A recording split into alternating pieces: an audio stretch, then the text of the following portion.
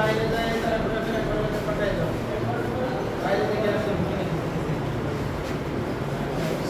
عليكم ورحمة الله وبركاته. الحمد لله رب العالمين والصلاة والسلام على أشرف الأنبياء والمرسلين وعلى آله وأصحابه أجمعين. قال تعالى: يا أيها الذين آمنوا صلوا عليه وسلموا تسليما. اللهم صل على محمد وعلى آل محمد كما صليت على إبراهيم وعلى آل إبراهيم إنك حميد مجيد. اللهم بارك على محمد وعلى آل محمد كما باركت على إبراهيم وعلى آل إبراهيم إنك حميد مجيد.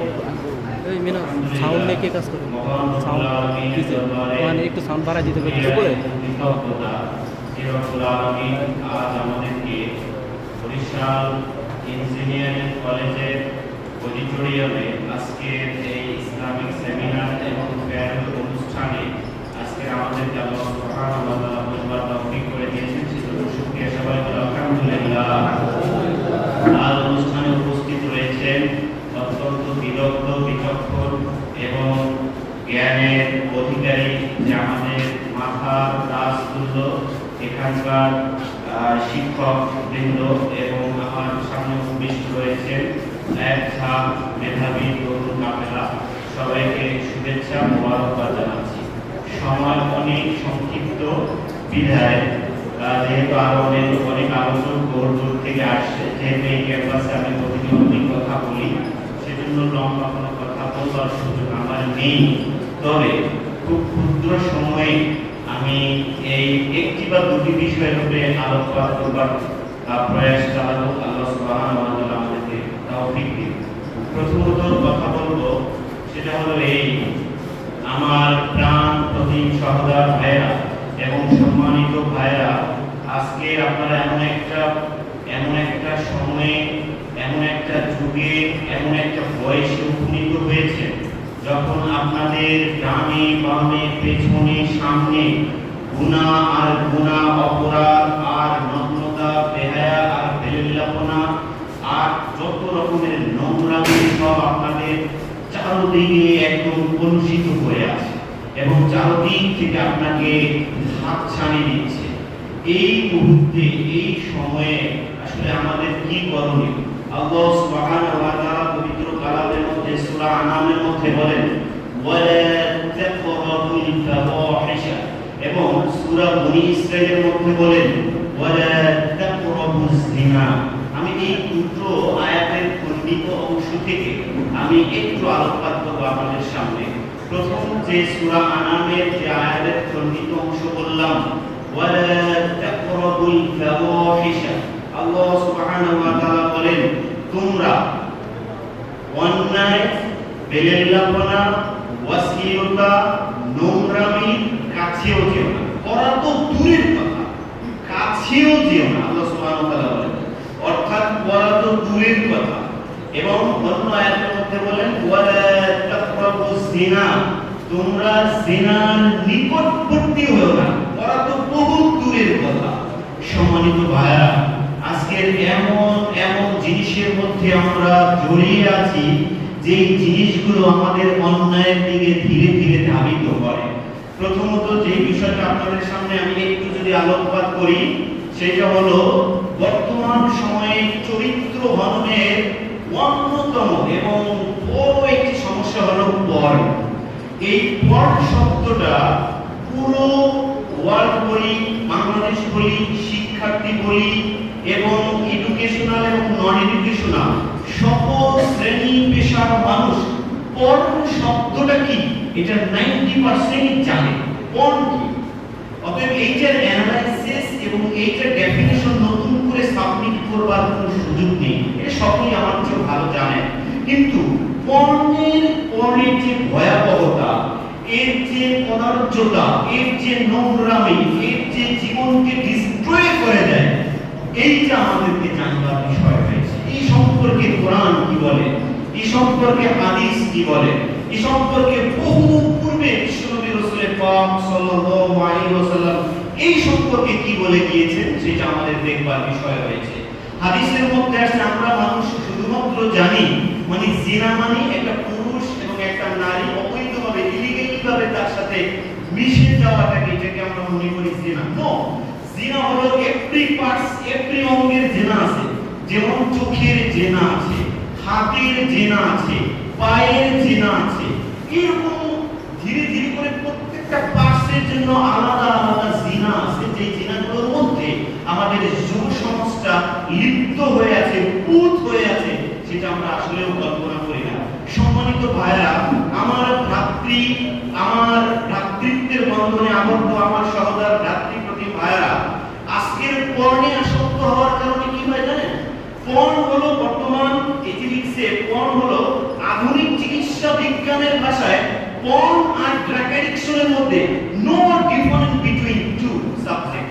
এই দুটোর মধ্যে, পর্নের মধ্যে আর ড্রাগ অ্যাডিকশনের মধ্যে তেমন কোনো পার্থক্যই নাই সাম্প্রতিক বিজ্ঞান এবং চিকিৎসকদের ভাষায়। বর্তমান হুজুর কি বললেন যে ড্রাগ অ্যাডিকশন এটা তো অনেক মহামারী একটা জিনিস, ড্রাগ অ্যাডিকশন এটা তো মানুষকে সব শেষ করে দেয়, এইটার সাথে পর্ন কি হয়? আমি একটু করে আপনাকে বুঝিয়ে দিচ্ছি। ড্রাগ অ্যাডিকশন হলো মানুষের বিবেক বুদ্ধিকে বিলুপ্ত করে দেয়, একেবারে ভ্যানিশ করে দেয়। ড্রাগ অ্যাডিকশন মানুষের একদিন নিয়ে দ্বিতীয় দিন না নিলে তার ভিতর রেস্টলেস চলে আসে, অস্থিরতা চলে আসে, সে তার জায়গায় স্থির থাকতে পারে না। ড্রাগ অ্যাডিকশন মানে হলো তার সমাজ, পরিবার, তার রাষ্ট্র, তার ব্যক্তিত্ব কিছুর দিকেই তার খেয়াল থাকে না। এই হলো ড্রাগ অ্যাডিকশন, মানুষকে এইভাবে পুরুষ করে দেয়। এমনি ভাবে অ্যাজ পর্ন হলো ওই পর্নে কোনো মানুষ যদি আসক্ত হয়, নেক্সট দিনে সে পর্ন না দেখলে সে ঠিক থাকতে পারবে না। ভাত না খেয়ে থাকলে ঠিক থাকতে পারে, কিন্তু পর্নে যে অ্যাডিক্টেড হয়ে আছে সে নেক্সট ডেতে সে পর্ন না দেখলে ঠিক থাকতে পারে। এটা আমাদের কথা না, এটা অ্যানালাইসিস যারা করেছে, এটা নিয়ে যারা গবেষণা করছে তাদের ভাষা। অতএব পর্ন এমন একটা জিনিস, এখান থেকে আমাদের ফিরে আসতে হবে। পর্ন দেখে কখন? জনসম্মুখে কোনো মানুষ পর্ন দেখে না, একা একই নিরিবিলি নিভৃতে নির্জনে একেবারে ডিপ নাইট, গভীর রাতে মানুষ যখন সবাই তন্দ্রাচ্ছন্ন অবস্থা, ঠিক এই রকম একটা প্লেসে, এই রকম একটা মোমেন্টে সে নিজে নিজে এই পর্নে আসক্ত হয়ে যায়। তাহলে আমরা বুঝতে পারলাম এই যে পর্ন একদিনে মানুষকে কলুষ করে না। এটি একজন মানুষ যদি কলুষিত হয় তাহলে ওইটা না দেখলে সে ভালো থাকে না। এমনকি পাশে যদি তার ওয়াইফ শুয়েও থাকে, সেই ওয়াইফেরও অনেকে ভালো লাগে না। বর্তমান পত্রিকা, বর্তমান নিউজগুলি ঘাটলে পাওয়া যায় যে পর্নে এমন ভাবে সে অ্যাডিক্টেড হয়ে গেছে, স্ত্রীকে ইউজ না করে সে পর্ন দেখে। সবাই বলে নাউযুবিল্লাহ। পর্ন আমাদের কি করে? প্রথমত আমাদের ইবাদতের মজাকে নষ্ট করে দেয়। আজকের আমাদের অনেক সম্মানিত ভাইরা, আপনারা নামাজ পড়তে যান, যেই লোকটা পর্ন দেখে, সেই নগ্নতা দেখে, সে এই রকমের একেবারে উলঙ্গপনা দেখে কিভাবে নামাজের মধ্যে লজ্জত এবং টেস্ট ডিলিশিয়াস পাবে? এটা একটা কোশ্চেন থাকে। আপনি সিজদায় গেলেন, একটু আগে পর্ন দেখলেন, সিজদায় গেলেন, কি মজা পাবেন? জিকির করেন, কি মজা পাবেন? তিলাওয়াত করেন, তো কি মজা পাবেন? কোন ইবাদতের মধ্যে কোনো মজা, কোনো লজ্জত, কোনো অ্যাট্রাকশন নেই। একেবারে নিরাশ, একেবারে রসহীন কঠিন ইবাদত হবে। অতএব পর্নে কোনো মানুষ আসক্ত হলে প্রথমত তিনি কোনো ইবাদতের মজা পান না। আমি যদি ব্রিফলি বলি, এরপর হলো অন্তরাত্মা নষ্ট হয়ে যায়। কোরআনের মধ্যে আসছে, আল্লাহ সুবহানাহু ওয়া তাআলা কোরআনের মধ্যে বলেন, সমস্ত মানুষ ক্ষতিগ্রস্ত হয়ে যাবে, সবাই ধ্বংস হয়ে যাবে, তবে আল্লাহর কাছে যে তার পবিত্র হোলি সোল, একটা পবিত্র আত্মা নিয়ে যদি আল্লাহর কাছে পৌঁছে, তাহলে আল্লাহ তাকে সফল কাম হিসেবে বেহেশতে প্রবেশ করিয়ে দিবেন। পর্ন কি করে? পর্ন মানুষকে, তার আত্মাকে একেবারে ধ্বংস করে দেয়, একেবারে পচিয়ে দেয়, একেবারে ডিস্ট্রয় করে দেয়। অতএব অন্তরাত্মা নষ্ট হয়ে যায়। কারণ প্রতিদিন যে মানুষটা পর্নে আসক্ত হয়, ওই মানুষের আত্মা ধীরে ধীরে নষ্ট হয়। এক হাদিস শরীফের মধ্যে আসছে, গুনাহ করলে কিভাবে ধরা পড়ে, অর্থাৎ গুনার কাজ কি? বলে গুনার কাজ হলো, যেমন আমার গায়ে একটা সাদা জামা দেখতে পাচ্ছেন, এই জামার মধ্যে যত তিলা বেশি পড়বে তত বেশি ভালো দেখা যায়। যেই রকমের একটা তিলা পড়লে বেশি তিলা পড়লে এটার হোয়াইট কালারটা থাকবে না, একদম ব্ল্যাকে পরিণত হবে। ঠিক তেমনি ভাবে এই পণ একটা গুনাহ, ভয়ানক একটা অহংকার, যেটা আপনার কলবকে ডে বাই ডে একেবারে কালো বানিয়ে দিবে, একবার নস্বাত করে দিবে, অথবা অন্তরাত্মা নষ্ট করে দিবে। আমি যদি বলি চরিত্র হারিয়ে ফেলে, আজকে যে লোকগুলো পণে আসক্ত হয়, দেখবেন তার মাধ্যমে এই যে বিভিন্ন রকমের সমাজে অনাচার অবিচার হচ্ছে। কারণ এগুলো দেখলে তো মাথা ঠিক থাকে না। তখন দেখা যায় অল্প বয়স্করা, তখন দেখা যায় বিভিন্ন রকমের নারী হ্যারাসমেন্ট হচ্ছে, এরপরে শিক্ষার্থীরা হ্যারাসমেন্ট হচ্ছে বিভিন্ন রকম। কারণ ওগুলো দেখার পরে ঘরে তো তার ওয়াইফ নেই, ঘরে তো তার বৈধ স্ত্রী নেই, তখন তিনি অ্যাপ্লাই করবে কোথায়? তখন দেখা যায় এমন একটা অ্যাপ্লাই এমন জায়গায় করে অপাত্রে, তখন তার জীবন শেষ, মান সম্মান একেবারে ধুলোর সাথে মিশে যায়। এই পণ এটা করে দেয় আমাদের। এরপর আরো একটা সমস্যা হয়ে দাঁড়িয়েছে, পণ আরো করে স্বাস্থ্যের ক্ষতি করে। যে প্রতিনিয়ত পণে আসক্ত হয় তার স্বাস্থ্যটা আস্তে আস্তে ভেঙে যায়। এক তো হলো তিনি সুন্দর মতো ঘুমন না, অনিদ্রায় তার দিন এভাবে কেটে যাচ্ছে দিনের পর দিন। এরপরে স্বাস্থ্যের যে ক্ষতিটা হচ্ছে, এই ক্ষতি আর খুশি ওঠানো যায় না। এরপরে যদি আরেকটা বলি, সেটা হলো দাম্পত্য জীবনে একটা বড় সমস্যা দাঁড়ায়। দেখুন বিষয়টা হয় এই রকমের, আজকে যারা পণে আসক্ত হচ্ছে, এই পণ থেকে আমাদের হস্তমৈথুন নামক একটা, যেটাকে মাস্টারবেশন বলা হয়, ওইটা কিন্তু একেবারেই কাছাকাছি। মাস্টারবেশনও একটা গুনাহ, মাস্টারবেশন করাটা একটা কবিরা গুনাহ। মাস্টারবেশন করার কোনো সুযোগ ইসলাম আপনাকে দেয় না। মাস্টারবেশন কেন মানুষ এত ইনভলভ হয়? মাস্টারবেশন হয় তখন যখন পণ দেখে, তখন আর তার শরীর স্থির রাখতে পারে না, তখন সে তার বিবেককে বিলুপ্ত করে, তখন তার শরীরের চাহিদা কোথায় অ্যাপ্লাই করবে, তখন শেষে একটা গিয়ে তার মাস্টারবেশন এসে যুক্ত হয়। তাহলে এই জাতীয় পণের গুনাহ আবার হইল আবার মাস্টারবেশন বা হস্তমৈথুনের গুনাহ তার জড়িয়ে পড়ছে। খুব কম সংখ্যক পাওয়া যাবে এই পৃথিবীর ধরাবাজে যারা বিবাহের আগে খুবই কম, যারা আল্লাহ সুবহানাহু ওয়া তাআলাকে ভয় পায়, যারা পরকালকে ভয় পায়, যারা জাহান্নামের আগুনকে ভয় পায়, এরাই শুধুমাত্র এই হস্তমৈথুন, এই মহা অপরাধ থেকে নিজেকে নিবৃত্ত করতে পারে, বারণ করতে পারে। এই কথাগুলি এখানে কেন বলা? এখানে এই জন্য বলা কারণ this is time, high time for you, অর্থাৎ এই টাইমটি হলো উপযুক্ত সময়। এই যত কাজগুলি আছে অপরাধমূলক, এগুলো থেকে আমাদেরকে বেঁচে থাকতে হবে ভাই। কারণ আপনারা এখন এমন একটা সময় আপনাদের থেকে চলে যাচ্ছে, এই সময়ের কথাই বলা হয়েছে হাদিসের মধ্যে যে কিয়ামতে কোনো ছায়া থাকবে না, একটা ছায়া পাবে।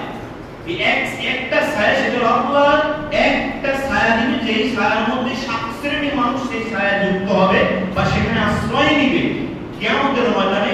এক শ্রেণীর মানুষ হলো আপনাদের মতো যুবকরা, যে যৌবনটাকে অন্যায়ের মধ্যে গা ভাসিয়ে না দিয়ে, স্রোতের মধ্যে না হেলিয়ে দিয়ে, বরং ইবাদতের মধ্যে নিমগ্ন থাকে, এই সব যুবকদের আল্লাহ সুবহানাহু ওয়া তাআলা কিয়ামতে ছায়া দান করবেন। সুবহানাল্লাহ। অতএব এই রকমের জঘন্য অপরাধের মধ্যে আমি আপনি লিপ্ত থাকলে তাহলে এই অপরচুনিটি পাবো না। অতএব দেখা যাচ্ছে কি, সেটা হলো এই দাম্পত্য জীবনে আজকে সবচেয়ে বড় একটা কথা বলবো, সেটা হলো এই, আজকে এই ধরনের অপকর্মের মধ্যে লিপ্ত থাকলে দাম্পত্য জীবনের পরে যে সমস্যাগুলো হয়, সেই সমস্যার মধ্যে সময় ফেস করতে হবে।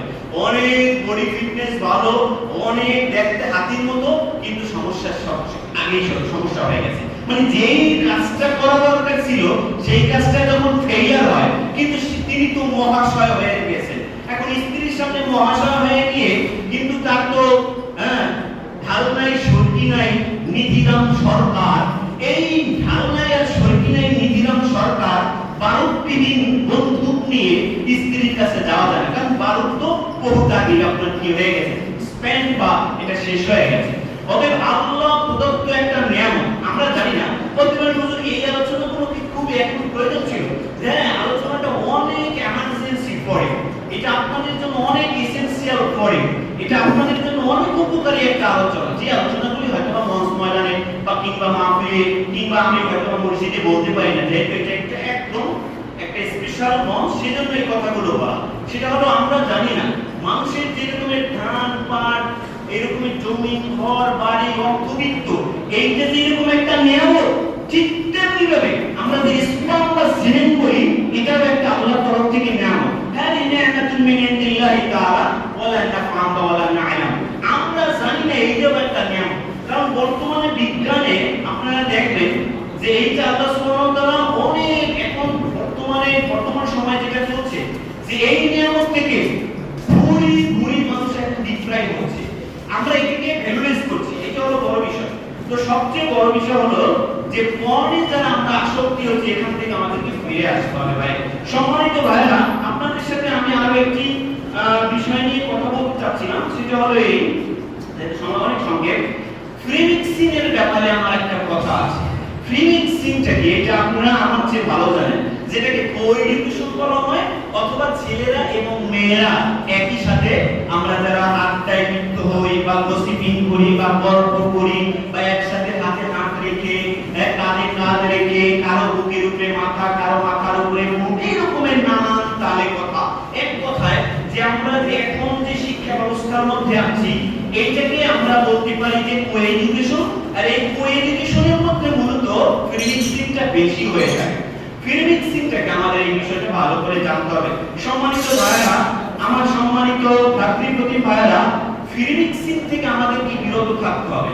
আমি বলবো আপনি যদি পবিত্র থাকেন, মানে এমন কোন পার্সন পাবেন না যে সে চিন্তা করে না যে আফটার ম্যারেজে সে একজন পবিত্র নারী, সে তার হাতের সাথে হাত রাখবে বা তার বৈবাহিক বন্ধনে আবদ্ধ হবে, এমন কোন পুরুষ পাওয়া যাবে না। সবাই একটা হায়ারার্কি শুনছে, হ্যাঁ আমি একটা পবিত্র একদম হুর, যাকে কোনোদিন কোনো মানুষ বা তিনি স্পর্শ করেন, এইরকম একটা হোলি একটা মেয়ে চায়, এমন কোন পুরুষ সবাই চায়, কিন্তু নিজে অন্ধকার জগতের মধ্যে নিজেকে ডুবিয়ে রাখছে, কিন্তু সে চায় ভালো জিনিস। মনে রাখতে হবে, আমি কসম করে বলি, আজ থেকে আপনি ডিটারমাইন করেন, আজ থেকে আপনি শপথ করুন যে আমি পবিত্র থাকবো। আপনার পবিত্র নারী খুঁজবার কোনো দরকার নেই, আল্লাহ আসমান থেকে এনেও হইলেও আপনাকে পবিত্র নারী দান করবে। আপনারা জানবেনই না, বিশ্বাস করে না করে, এটা কোরআনের মধ্যে আছে, আত-তাইয়্যিবাতু লিত-তাইয়্যিবিনা ওয়াত-তাইয়্যিবাতু লিত-তাইয়্যিবা। পবিত্র পুরুষের সাথে পবিত্র নারী যুক্ত হয়, পবিত্র নারীর সাথে পবিত্র পুরুষই যুক্ত হয়। মানে এই বিষয়টা আমরা বুঝি না। আজকে ছেলেদের মাঝে বা মেয়েদের মাঝে আমরা এই ক্যাম্পাসগুলি, এখানে তো অনেক ভালো, আমি বলবো যে কথা আগেও অনেকদিন বলেছিলাম, ক্যাম্পাসগুলির অবস্থা কি আপনারা একটু বিচরণ পায়চারি করে দেখুন যে আমাদের জীবন বহু জায়গায় আমাদের চরিত্রকে আগেই পানির সাথে ধুয়ে দিচ্ছে, কিন্তু আমরা খুঁজি কি? আমরা খুঁজি একটা অসূর্য স্পর্শ।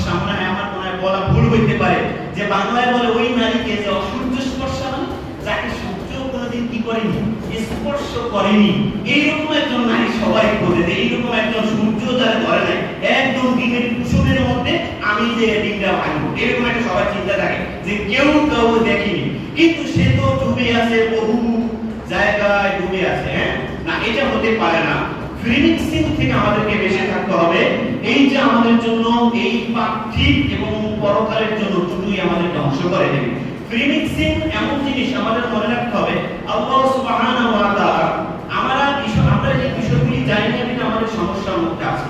আল্লাহ সুবহানাহু ওয়া তাআলা পর্দা পুরুষের জন্য ফরজ করেছেন, নারীদের জন্য পর্দা ফরজ করেছেন। পর্দা বিধানটা শুধু হুজুরদের জন্য নয়, একজন মুসলমান, এভরি মুসলমান, সে কালিমা আনার সাথে যেমন আমি একটু বলি, যখন কেউ আমরা বহিরাগত কাদেরকে বলি, অর্থাৎ এই কলেজে যে ভর্তি হয়, এই কলেজে 1 বছর পর্যন্ত সে খেয়ে দিয়ে মানুষ ভাবে চলবে, ফিরবে, ঘুরবে, কিন্তু সেখানে অ্যাডমিশন নেয় নাই, সে কিন্তু ছাত্র না। তাকে ছাত্র বলা হয় না, তাকে বলা হয় বহিরাগত একটা কথা। তার ভ্যালুলেস, মানে এই ইনস্টিটিউশনে সে একদম ভ্যালুলেস, যে কোনো মুহূর্তে ধাক্কা দিতে পারে, থাপ্পড় দিতে পারে, অথবা এখান থেকে আপনার কি করে খারিজ করে দিতে পারে। কিন্তু দেখা যায় কি আমাদের সমাজের মধ্যে মুসলমান বলতে কি, মুসলমান আপনি যখন ঈমান এনেছেন, অথবা আমি জন্মগতভাবে একজন ঈমানদার, তো আমি ঈমান আনার সাথে সাথে শুধু আমার নামাজ রোজার মধ্যে সীমাবদ্ধ থাকলে হবে না, এখানে আমার অনেকগুলো কাজ আছে। অতএব এই বিষয়টা যদি পর্দা বিধানটাকে যদি আমরা এক পেশে ঠেলে দিই, তাহলে এটি আমাদের সমস্যা। অতএব এই ফ্রি মিক্সিং থেকে আমাদেরকে হেফাজত থাকতে হবে। এই এমন একটা জিনিস, আজকে যদি আপনি হেফাজত থাকতে পারেন, আল্লাহ সুবহানাহু ওয়া তাআলা আপনার এই পুরস্কার, এই জাযা আপনাকে দান করবে। আশরাফ আলী থানভী রাহিমাহুল্লাহ জগৎ বিখ্যাত ওলি এবং লেখক এবং গবেষক ছিলেন, এবং তিনি বলেছেন যে যদি কোনো মানুষ, বিশেষ করে পুরুষদেরকে ইন্ডিকেট করছেন, যদি কোনো পুরুষ বেগানা নারী বলতে যাকে দেখা আপনার বৈধ না, তার থেকে চক্ষুকে বা দৃষ্টিকে নিবৃত রাখতে পারেন, একটু ফ্রি রাখতে পারেন, একবার ওয়ান্স, একবার, এই একবারের এক্সচেঞ্জ বা বিনিময়ে আল্লাহ সুবহানাহু ওয়া তাআলা আশরাফ আলী থানভী রাহিমাহুল্লাহ এর ব্যাখ্যা দেন, তাহলে 1000 রাকাত নফল নামাজ পড়লে যে সওয়াব, তার চেয়ে বেশি সওয়াব পেয়ে যাওয়া। তারপরে একবারের সমস্যাটা কি জানেন? মানুষ চোখ প্রথমে জেনার দিকে ধাবিত করে। চোখ কথা ওই যে বলে না যে প্রথমে ভালো লাগা, ভালো লাগা থেকে ভালোবাসা, ভালোবাসা থেকে শেষে আমি একটা কথা ফিনিশিং দিব। আপনাদের মধ্যে অনেক মানি আছেন, মানে খুব উদারপন্থী, তারা বলে হুজুরেরাই ভালো না, তাদের দৃষ্টি ভালো না, তারা শুধু এইগুলো, আমরা কোন হিসেবে থাকবো, আমরা এই রকমের থাকবো, তাতে সমস্যা কি? আমরা তো খারাপ দৃষ্টিতে না। আসলে সমস্যাটা কি জানেন? আল্লাহ সুবহানাহু ওয়া তাআলা আমাদের স্রষ্টা, তিনি আমাদের ভালো মন্দ জানেন, তিনি আমাদের সম্পর্কে কোটি কোটি গুণ বেশি জানেন। আল্লাহই বলেন তোমরা আলাদা থাকো। অতএব এই আল্লাহর বুঝার উপরে যদি কেউ বেশি বুঝতে চায় যে আমার বোন, সে আমার কোনোদিন সে সবসময় উপকার করে, তার দিকে আমার কখনো খারাপ দৃষ্টি যায় না, এটা আপনার মন বলে, এটা বরং শয়তান আপনাকে শিখিয়ে দেয়। কিছুদিন পরে এই আস্তে আস্তে আস্তে আস্তে করে তার সাথে অবৈধভাবে লিপ্ত হয়ে যায়। হাজারো এক্সাম্পল আছে, এই যে ধর্ম মেয়ে বানিয়েছে তার সাথে অপকর্মে লিপ্ত হয়ে গেছে, হাজারো দেখা গেছে ধর্ম মা বানিয়েছে তার সাথে অপকর্মে লিপ্ত হয়ে গেছে। এই বানাবানিতে, এই রকমের ছলচাতুরিতে কখনো আসলে প্রকৃত বিধান পালন করা যায় না। তো আল্লাহ সুবহানাহু ওয়া তাআলা থেকে আমাদের যে বিধানটা দেয়া হয়েছে, এই বিধান অনুযায়ী যদি আমরা চলতে পারি, তো পার্থিব জীবনে আমাদের সফলতা, আমাদের লক্ষ্য পূরণ হবে, এবং আল্লাহ সুবহানাহু ওয়া তাআলা পরকালে আমাদের মুক্তি দিবে, আমাদেরকে মুক্তি দিবে। খুব সংক্ষিপ্ত সময় আপনাদেরকে যেটা বলতে চেয়েছি, আল্লাহ সুবহানাহু ওয়া তাআলা বলবার এবং আমাদেরকে শুনবার তৌফিক দান করুন, এবং সেই অনুযায়ী আমল করার তৌফিক দান করুন। ওয়া আখিরু দাওয়ানা আলহামদুলিল্লাহি রাব্বিল আলামিন। আসসালামু আলাইকুম ওয়া রাহমাতুল্লাহি ওয়া বারাকাতুহু।